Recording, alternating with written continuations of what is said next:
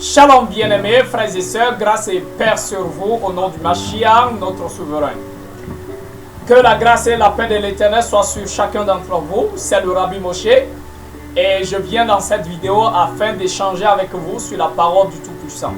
Et le thème que je veux développer avec vous est de savoir, de comprendre la question, une question assez importante sur la mort du Mashiach. Alors la question est de savoir, le Mashiach, le sauveur de l'humanité, a-t-il été crucifié ou il a été pendu? Parce que quand nous lisons les écrits de la Nouvelle Alliance, que certains appellent le Nouveau Testament, nous voyons que la mort du Mashiach nous est racontée de façon différente. La mort du Mashiach est écrite de façon contradictoire, si je vais dire comme ça. Une partie des Écritures nous disent qu'il a été crucifié, cloué, mais l'autre partie nous dit qu'il a été pendu. Ok?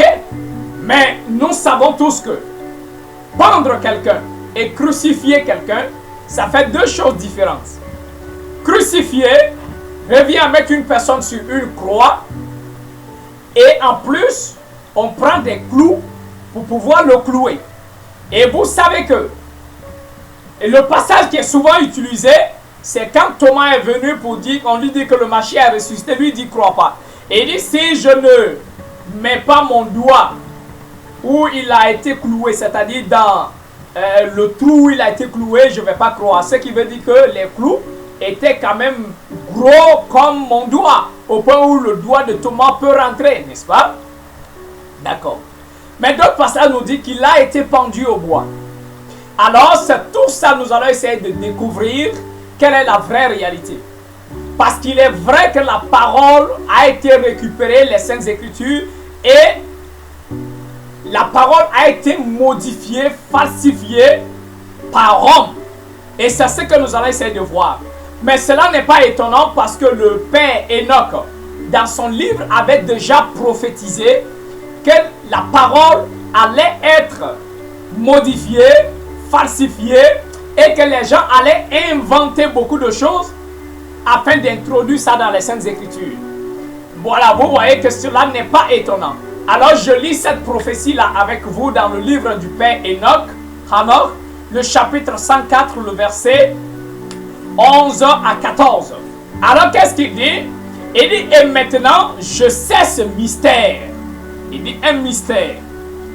Les pécheurs altéreront, dénatureront fort la parole de vérité.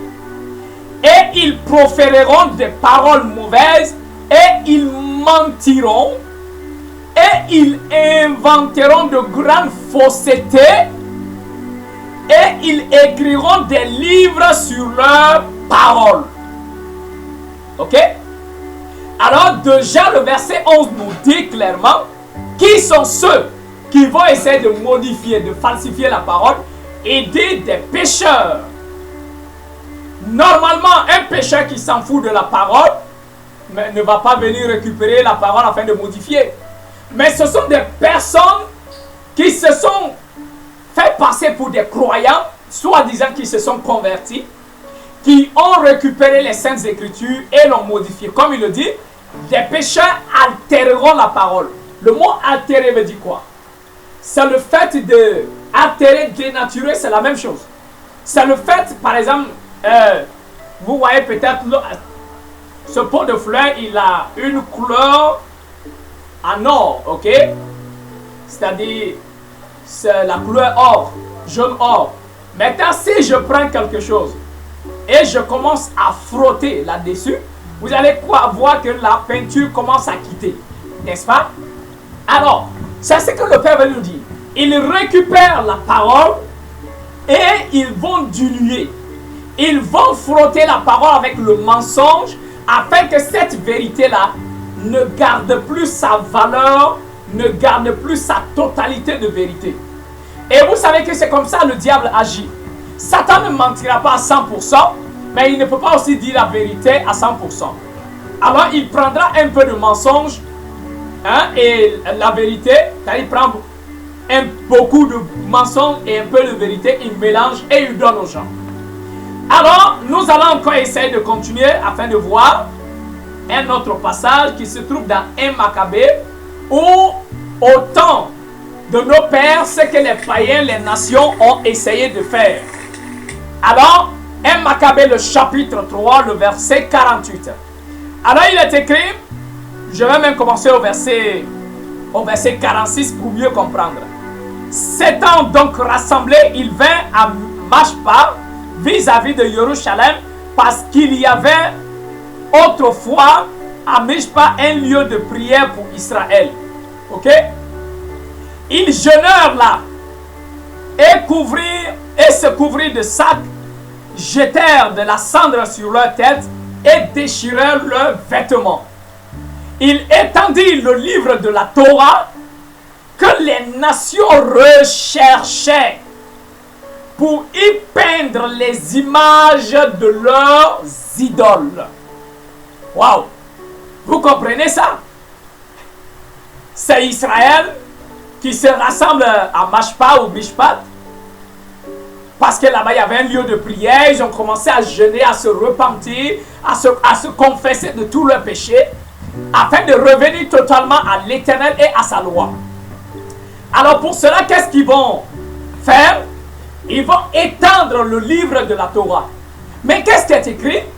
Le livre de la Torah que qui cherchait? Les nations cherchaient le livre de la Torah afin de faire quoi? Afin de faire la peinture des images de leurs idoles. Est-ce que vous comprenez ce mot? Est-ce que la parole est une peinture qu'on va prendre pour peindre les idoles? Mais quand on dit ils ont récupéré, ils cherchaient à récupérer le livre sacré du Créateur de Yahuwah afin de faire la peinture de leurs images, ça veut dire tout simplement ils cherchaient la parole où ils vont modifier, ok? Quand ils vont modifier la parole, désormais ils vont introduire dans la parole ce qui n'a pas été au départ. Ça a fait de soutenir les abominations qu'ils font. C'est-à-dire ils veulent que la parole prouve, ou soit la parole soutienne le culte de leurs idoles. Ok? Ils veulent que la parole puisse légitimer leur culte qu'ils viennent d'inventer. Alors, et c'est ça qui est dangereux, raison pour laquelle il dit les nations recherchaient le livre de la Torah pour faire la peinture des images de leurs idoles. C'est-à-dire, ils prennent la Torah, ils font dire à la Torah ce que la Torah n'a pas dit, dans le but de légitimer leur religion. Et c'est ce qui s'est passé avec le Nouveau Testament, que Rome a récupéré, Rome a modifié, parce qu'ils voulaient inventer leur religion, une nouvelle religion. Alors ils ont récupéré les Saintes Écritures, notamment les écrits de l'apôtre Paul, ainsi que les évangiles, pour faire légitimer leur culte idolâtrique et païen qu'ils venaient d'inventer. Alors, nous revenons à la question, le Mashiach a-t-il été crucifié ou il a été pendu? Alors pour cela, je vais d'abord vous ramener à une prophétie de nos ancêtres, le père Benjamin. Voilà, il était le dernier fils de Jacob. Et vous savez que tous les fils du père Jacob ont prophétisé sur la venue du Mashiach. Mais notre thème qui concerne la mort du Mashiach, le père Benjamin a prophétisé par rapport à cela. Alors qu'est-ce qu'il nous dit? Alors dans son testament, le testament du père Benjamin, le verset 54, il dit: les 12 tribus se réuniront ainsi que toutes les nations jusqu'au temps fixé où le Très-Haut enverra son salut au service de son unique engendrement prophète. Il entrera le premier par la porte avant du temple Et le Seigneur sera traité avec outrage. Vous attendez? Il sera traité avec outrage. Il sera soulevé à un arbre. Et le voile du temple se déchirera. Alors voilà la prophétie du père Binyamin. Il dit que le Mashiach, le Seigneur, quand il va arriver à Jérusalem, il sera outragé, insulté. Et après, il sera soulevé. Le mot utilisé qui a été traduit par soulevé, c'est-à-dire accroché. Mais c'est le mot pendre, talach en hébreu, qui est le mot pendre ou suspendre. Alors déjà, nos pères ont prophétisé que le Mashiach allait être suspendu, il allait être soulevé à un arbre, il allait être pendu. Mais c'est ce que les évangiles vont nous dire. Alors nous allons essayer de voir d'abord dans les évangiles concernant la mort du Mashiach. Et comme vous le savez, mes bien-aimés, alors ici, je vais essayer de vous montrer quelques passages qui nous montrent que le Mashiach a bien été pendu selon les évangiles. Ok? Selon les évangiles, il a été pendu. Quand nous lisons le texte hébreu du Shem-Tov, ok? C'est le seul texte hébreu ancien qui nous reste. À part ça, il n'y a plus d'autres textes anciens. Alors, dans le texte hébreu du livre de Mattityahu, c'est-à-dire Matthieu, le mot utilisé dans les évangiles, c'est le mot tanar. Alors, comme vous voyez ici, nous allons essayer de voir tout ensemble ce qui en est réellement. Alors, on va l'étudier ensemble pour voir, mes bien-aimés. Alors, si nous commençons déjà dans le livre de Deutéronome, ok? Deutéronome, le chapitre 21, le verset 22 à 23. L'Éternel nous dit, si un homme commet une faute digne de mort et que tu l'aies pendu au bois, son cadavre ne passera pas la nuit sur le bois, mais tu l'enterreras le jour même. Le verset, il nous dit, si quelqu'un commet un péché digne de mort et qu'il doit être pendu au bois, le mot utilisé c'est le mot talar. Être pendu. Vous pouvez aller vérifier dans le texte, dans la Torah en hébreu. Le mot utilisé c'est le mot talar, qui est pendre. Maintenant il descend au verset 23, il dit, son cadavre ne passera pas la nuit sur le bois, mais tu l'enterreras le jour même, car talar, c'est-à-dire pendu, celui qui est pendu est un objet de malédiction auprès de l'Éternel. Vous comprenez? Deutéronome chapitre 21, verset 22 à 23. L'Éternel nous fait comprendre que la personne qui a été pendue, c'est cette personne que lui, il qualifie comme maudit. Pas la personne qui a été crucifiée, mais la personne qui a été pendue. Quand Israël commettait un péché et que l'Éternel amenait les nations païennes, c'est-à-dire les Philistins, les Babyloniens, les Romains, pour dominer Israël, ça finissait toujours par la pendaison. Parce que la pendaison est un message que l'Éternel a donné à Israël comme leçon, un message pour dire que à chaque fois qu'une personne est pendue, c'est qu'il est maudit. Ok? Ce qui veut dire que cette personne a violé la Torah. Cette personne a vécu selon les interdits de la Torah. Alors, maintenant, si nous partons dans le texte des évangiles de Matthieu, le chapitre 27, le verset 22 à 23, je vous lis en fonction de la traduction du texte hébreu et non pas le texte grec qui a été falsifié. Alors, Matthieu 27, verset 22, il dit, et Pilate leur dit, Si c'est ainsi, que ferais-je de Yahusha nommé le Mashiach? C'est-à-dire, on a pris le Mashiach, on l'a amené devant Pilate. On dit on veut sa mort. Parce que pour eux, c'était un fauteur de trouble. N'est-ce pas? Alors, ils envoient le Mashiach et dit, il est en train de créer du trouble par ici, par là. Alors, on veut que tu puisses le corriger, le punir. Alors, Pilate fait tout afin de libérer le Mashiach, mais ça ne passe pas. Mais il pose la question là, qu'est-ce que je dois faire de celui que vous appelez le Mashiach? Et le texte hébreu dit, et tous répondirent qu'il soit pendu. Le mot talar, qu'il soit pendu. Ok, bien aimé. Qu'il soit pendu. Vous pouvez aller vérifier. Ok. Le mot talar, ici. Ok. Le mot talar, allez vérifier le texte hébreu. C'est le mot talar.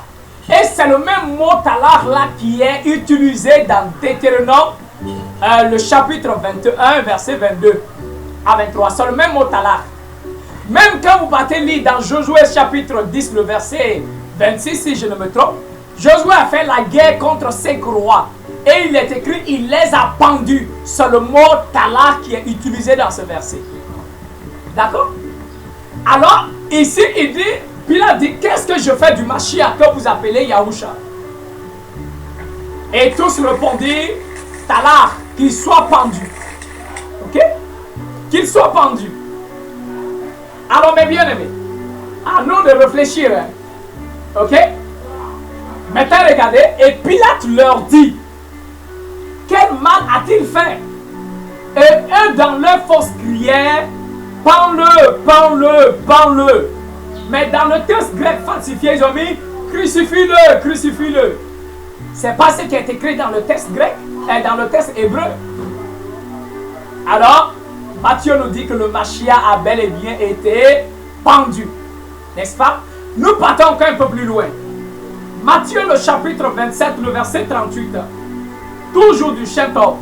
On dit alors pendu avec lui 2 voleurs, l'un à sa droite et l'autre à sa gauche.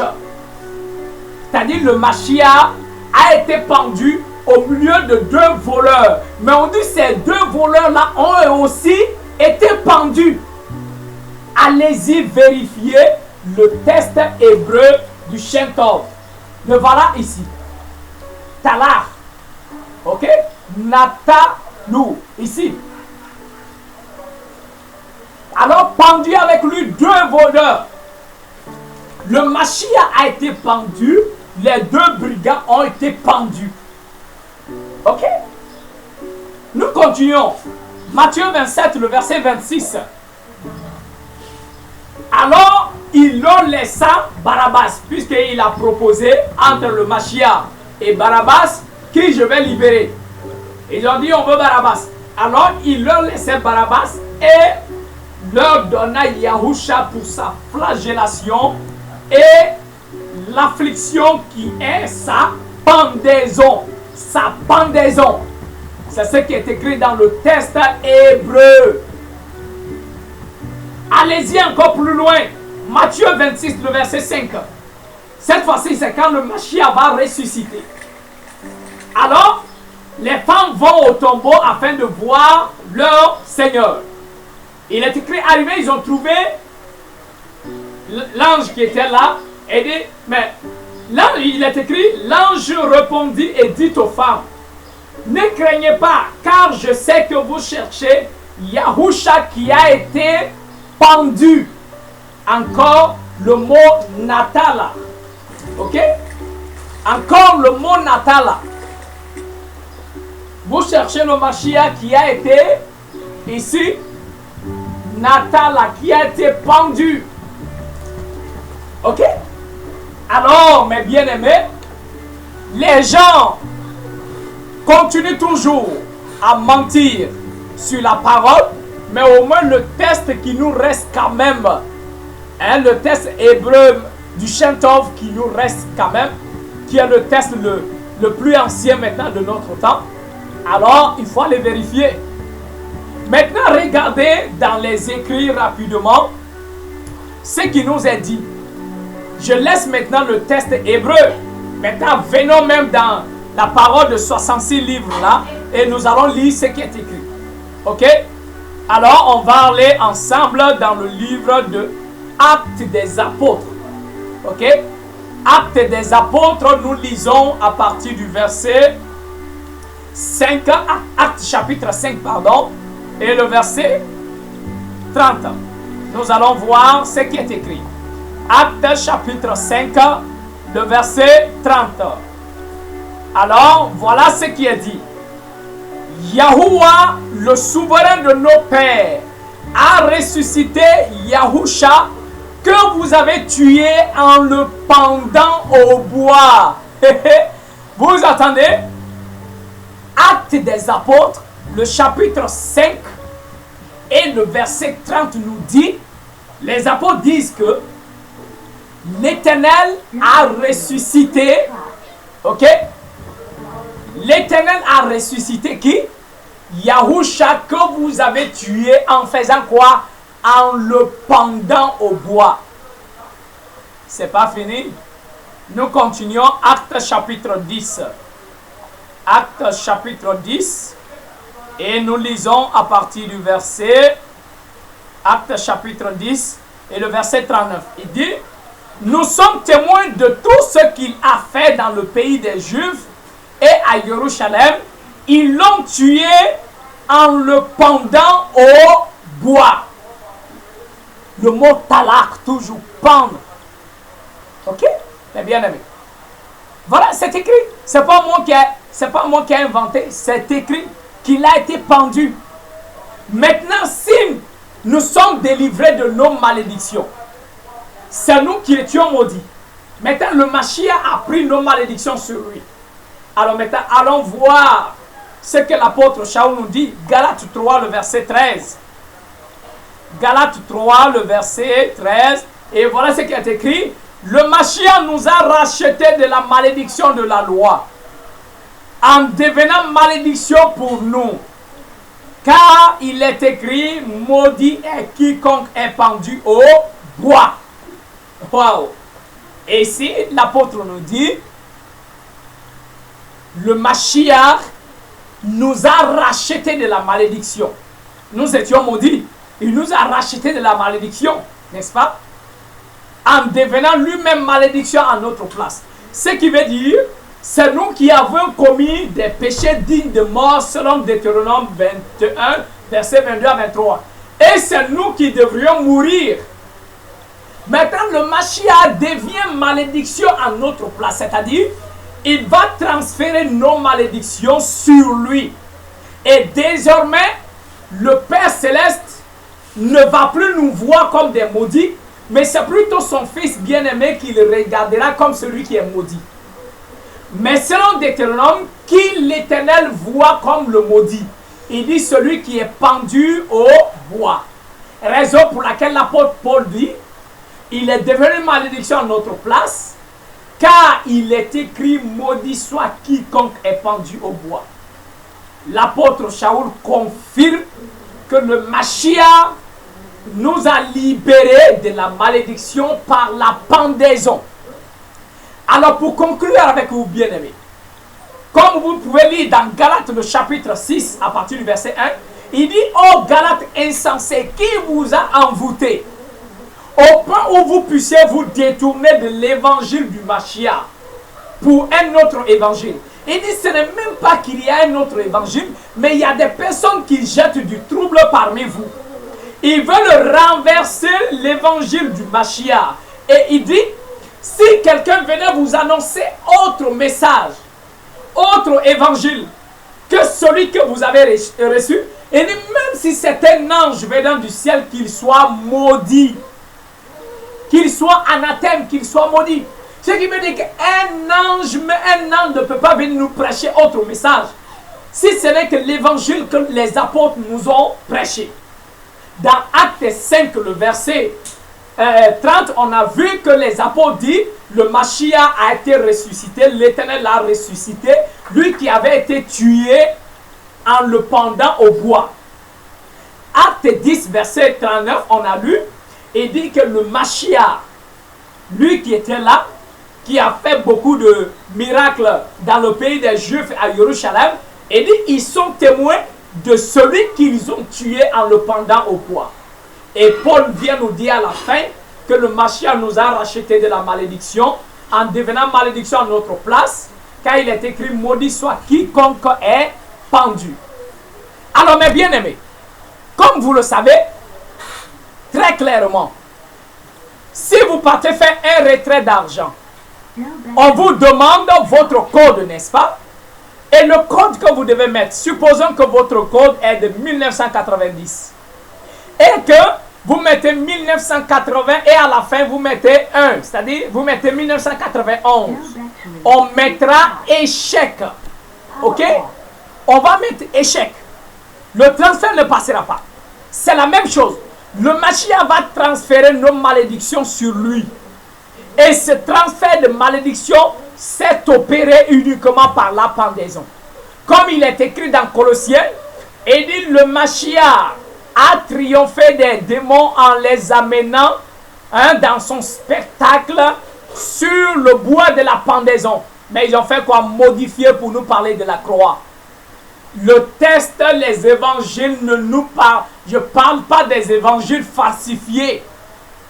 Mais c'est-à-dire, les évangiles des apôtres véritables ne parlent pas de croix, ne parlent pas de crucifiés, ne parlent pas de crucifixion, mais plutôt de la pendaison. Mais aujourd'hui, vous avez le choix, bien-aimé, soit de sortir du joug de la malédiction de Rome, qui a voulu garder les croyants dans la malédiction en leur proposant une religion de croix. Mais comme on l'a vu depuis le début, selon la prophétie du Père Enoch, il est bien écrit, les pécheurs vont dénaturer, inventer de grandes faussetés, n'est-ce pas, pour leur religion. On a vu dans 1 Maccabée 3 où il dit que les nations recherchaient le livre sacré afin de faire la peinture des images de leurs idoles. C'est ce qu'ils ont fait. Ils ont récupéré les évangiles, ils ont introduit un autre évangile qui est l'évangile de la crucifixion, l'évangile de la croix. Nous, en tant qu'enfants d'Israël, véritables, nous ne croyons pas à l'évangile de crucifixion, mais plutôt la pendaison. Quand vous lisez dans Jean, quand le Mashiach était sur le bois, il est écrit que comme il ne mourrait pas, le Shabbat allait commencer, alors il fallait les tuer vite.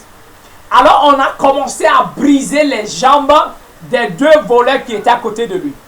Mais on dit, arrivé sur lui, il était déjà mort afin que l'écriture s'accomplisse. L'Éternel dit, aucun de ces os ne sera brisé. Mais réfléchissons, bien-aimés. Regardez ma paume, regardez ma main. Ou ici, on va mettre des clous sans que mes os ne soient brisés. Ça n'existe pas. Même ici, c'est impossible. Et il dit après, il a dit oui, mais il a dit à Thomas, regarde mes mains et mes pieds. Regarde mes mains et mes pieds. Ce qui veut dire qu'il a été cloué dans les mains et dans ses pieds, n'est-ce pas? Mais la parole nous dit, aucun de ces os ne sera brisé, bien-aimés. Nous devons être quand même intelligents selon l'esprit. Comment est-ce qu'on va crucifier quelqu'un, le clouer sans que ses os ne soient brisés? Ça n'a pas de sens. Alors, beaucoup s'appuient sur le texte grec que Rome a falsifié, traduit en français pour venir donner. Mais à vous de voir, j'ai dit et je le répète, tous ceux qui croient que le Mashiach a été crucifié, cloué, demeurent encore dans leur péché et dans leur malédiction. Ils n'ont jamais été libérés de leur malédiction. Ils peuvent rester dans cette fausse sécurité.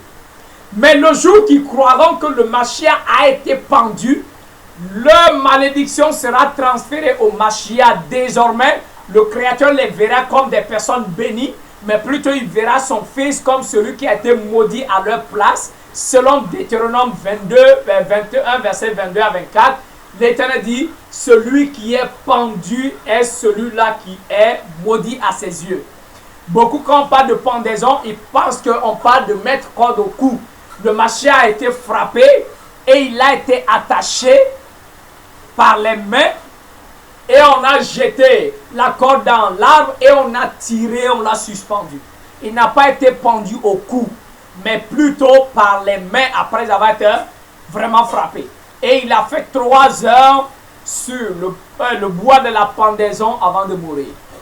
Alors mes bien-aimés, que l'Éternel vous accorde sa grâce dans tout ce que vous faites, dans vos recherches, et qu'il vous bénisse abondamment, et que sa grâce soit sur vous. Soyez bénis. C'était le Rabbi Moshe. Shalom.